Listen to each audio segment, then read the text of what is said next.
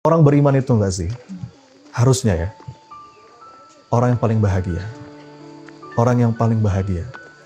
Makanya, kenapa? Karena dia yakin zat yang menetapkan takdir atas hidupnya adalah zat yang maha baik. Allah itu maha adil. Gak mungkin zolim. Allah itu maha benar. Gak mungkin keliru. Allah itu maha bijaksana. Gak mungkin sembarangan.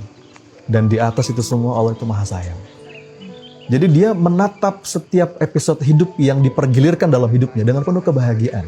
Karena Allah yang menetapkan ini semua.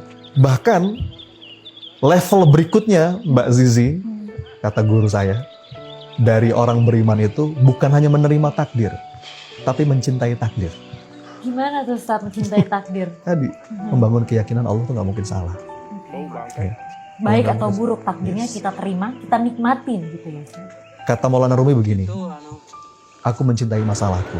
Kenapa? Karena aku tahu yang memberiku masalah juga mencintaiku. Masya Allah, itu levelnya udah beda banget Ustaz. Ini perjalanan seumur hidup kan. Dan butuh latihan. Iya. Kita untuk bisa main bola aja kan butuh latihan. Iya. Sama, untuk bisa ikhlas, untuk bisa ridho. Makanya kata para ulama, ada satu ibadah yang itu bahkan bobotnya di sisi Allah bisa lebih besar daripada sedekah, bisa lebih besar daripada sholat sunnah ratusan rakaat, bisa lebih besar daripada puasa sunnah. Tahu nggak ibadah apa? Ibadah ridho. Ada orang amalannya biasa aja, amalan standar lah, tapi dia begitu mulia di sisi Allah. Kenapa? Hatinya ridho. Hatinya ridho. Makanya ada satu doa yang diajarin sama Nabi, yang kalau bisa ini kita baca setiap pagi, setiap petang. Semua kita hafal, dari TK kita hafal doa ini. Kata Nabi, kalau kita baca doa ini setiap pagi, setiap petang, itu Allah akan memandangnya dengan sepenuh cinta. Allah akan ridho. Doa yang mana Mbak Zizi, tahu nggak? Raditu billahi rabba. Tentu bukan cuma baca. Kalau baca anak TK juga bisa. Seberapa bisa kita membaca itu dengan sepenuh rasa. Raditu billahi rabba itu artinya apa? Ya Rob, hamba ridho. Engkau Rob hamba yang mengatur segala urusan hamba. Kita punya keinginan, Allah punya keinginan. Mana yang pasti baik? Keinginan Allah. Kadang-kadang selaras, kadang-kadang nggak selaras. Kita pengen A, kadang-kadang takdir Allah A, selaras. Ada masanya. Kita pengen A, takdir Allah B. Dan ketika nggak selaras, yang terucap dari lisan kita, raditu billahi rabba, hamba ridho ya Allah. Engkau Rabb hamba, engkau yang mengatur segala urusan hamba. Kata Nabi, kalau seorang hamba mengucapkan itu setiap pagi, setiap petang, dalam zikir pagi petangnya, Allah, bahkan kalimatnya, Allah wajib meridhoinya. Allah wajib meridhoinya. Jadi Allah begitu masih lembut, masih mesra ketika menyapa hambanya yang banyak dosa. Tapi dalam hadis qudsi, ketika Allah berkata kepada hambanya yang gak ridho, perhatikan kalimatnya, malam yashkur ala na'mai walam yasbir ala balai walam yarda biqadai falyakhruj min tahtis samai waliyatlub rabban siwai.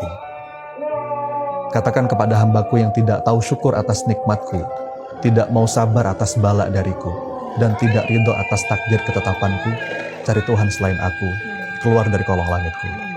Ya. Jadi ridho itu Mbak, mungkin kalau boleh saya kunci jadi satu kata tentang semua yang kita bahas tadi.